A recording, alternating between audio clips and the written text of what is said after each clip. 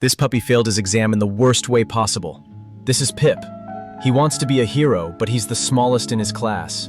He's too short, tripping his trainer and failing every single test. But after seeing the wall of heroes, he gets an idea. He stacks books to see in class. He learns to jump for his food. But on his final exam, he trips his trainer, who crashes right into the judge's desk. Disaster. The judge is furious. Pip is kicked out.